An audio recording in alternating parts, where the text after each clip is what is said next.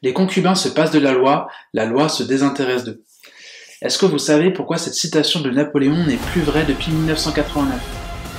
Ça a un lien avec l'IFI, l'impôt sur la fortune immobilière, qui en 2018 a remplacé l'ISF, l'impôt de solidarité sur la fortune, qui effectivement existait depuis 1989. La première fois que j'ai entendu cette citation, c'était l'associé d'un cabinet de gestion de patrimoine parisien pour lequel je travaillais qui l'a prononcé en rendez-vous client. Je me souviens très bien le couple en face de nous qui a été très étonné d'apprendre que s'il était arrivé quelque chose à l'un d'entre eux, l'argent serait allé directement dans la poche de leurs beaux-parents.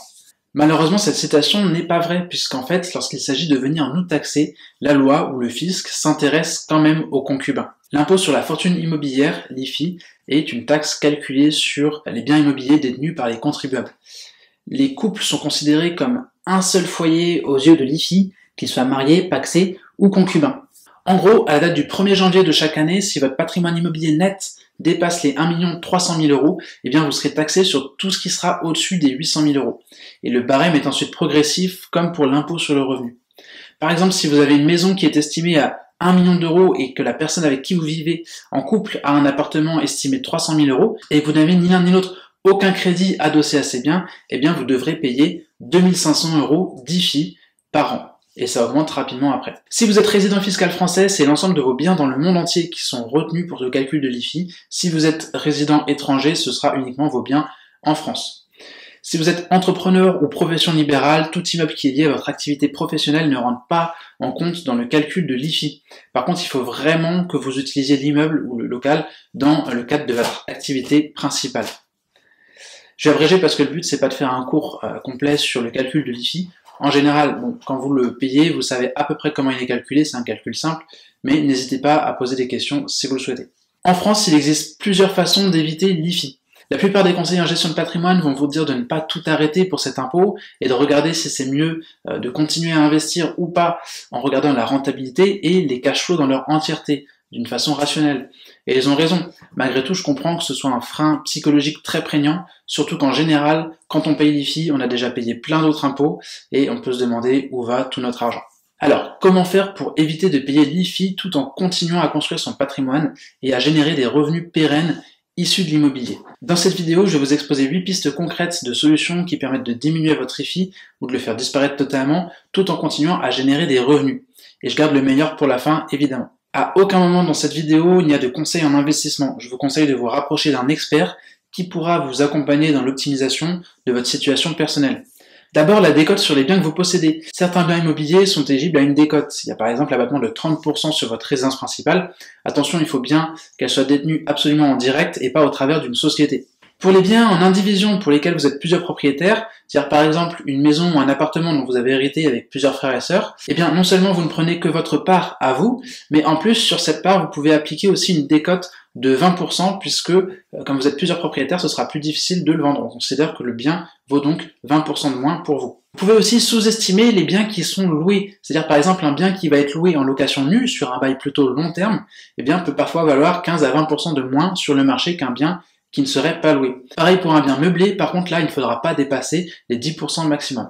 De la même façon, si vous avez logé un bien dans une société civile, les fameuses SCI, eh bien une baisse de la valeur d'au moins 10% des biens est en général admise. Attention surtout ici à l'abus de droit, le fisc peut vous traîner en justice s'il estime que vous avez créé la société uniquement ou dans le but principal de payer moins d'impôts. Par contre, sur les biens démembrés, dont vous avez par exemple donné l'usufruit ou la nue propriété à un enfant, eh bien c'est toujours l'usufruit qui porte 100% de la valeur du point de vue de l'IFI. Ensuite, on a le levier du crédit, de la dette.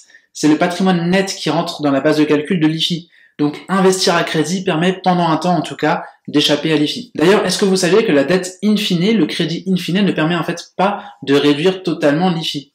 Je parle des crédits dont on rembourse le capital tout à la fin. En fait, même si on rembourse le crédit à la fin, eh bien l'État considère qu'on doit faire le calcul comme si on avait remboursé son crédit mois après mois avec les mêmes mensualités. Ça s'appelle un prêt à mensualité constante, c'est-à-dire on va calculer des remboursements mensuels qui sont égaux toute la durée de notre crédit. En troisième cas, quand les conditions sont réunies pour, on peut avoir la donation d'usufruit.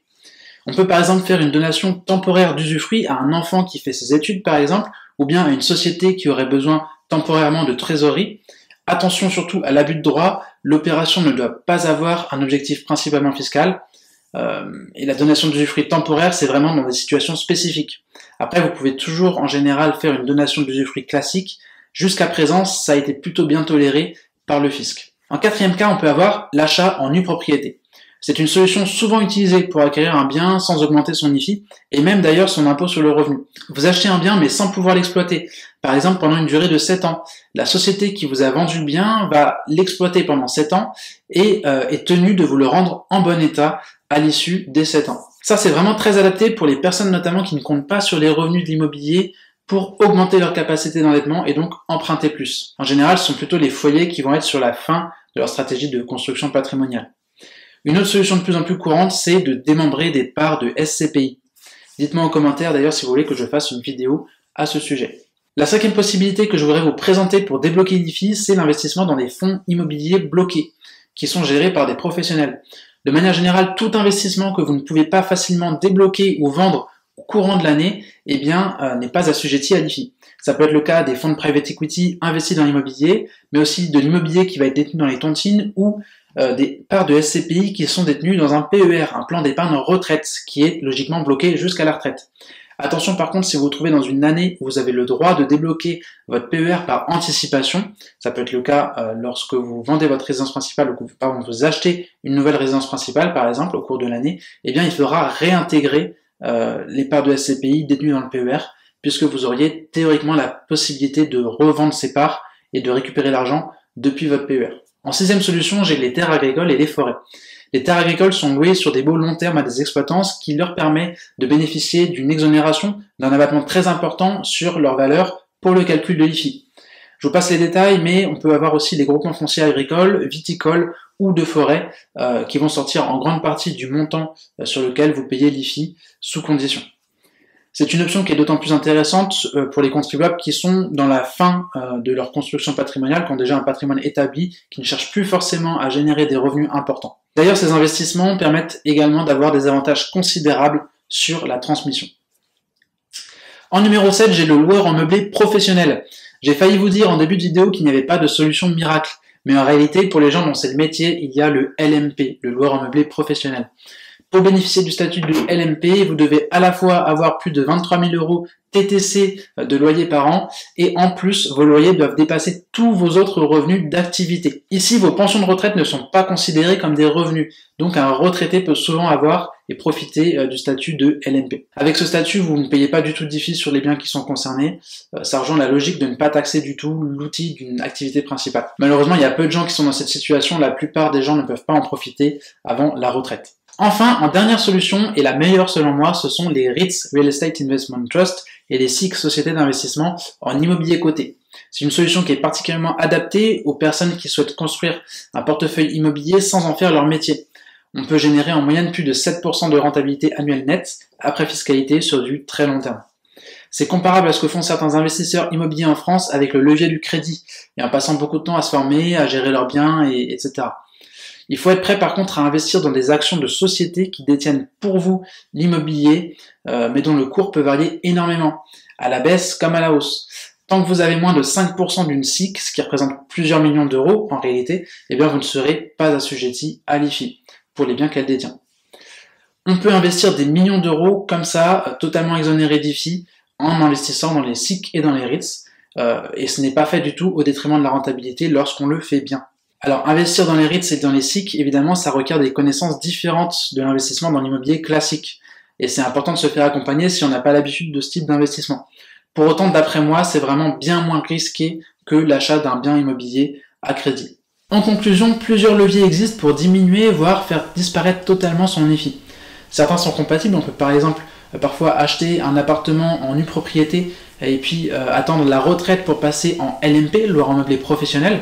On peut aussi par exemple acheter des parts de SCPI en nue propriété, mais de manière générale, que ce soit se séparer de l'usufruit, l'achat de bois, de terres agricoles ou le LMP, ce sont beaucoup d'idées qui sont plutôt adaptées à la fin du cycle de construction patrimoniale. Les investissements immobiliers bloqués, que ce soit le private equity immobilier ou les enveloppes comme la tontine ou le PER qui sont des enveloppes bloquées, sont en général soit peu transparents, soit chargés en frais. En général, c'est d'ailleurs plutôt les deux à la fois. Donc pour moi, l'investissement dans les REITs, Real Estate Investment Trust, reste de loin la meilleure solution, et en plus ça procure d'autres avantages comme l'absence de gestion, l'absence d'engagement personnel au travers du crédit et la facilité, la rapidité à la revente. Si vous utilisez une autre solution, dites-le moi. Moi je suis pas du tout fan du crowdfunding immobilier par exemple.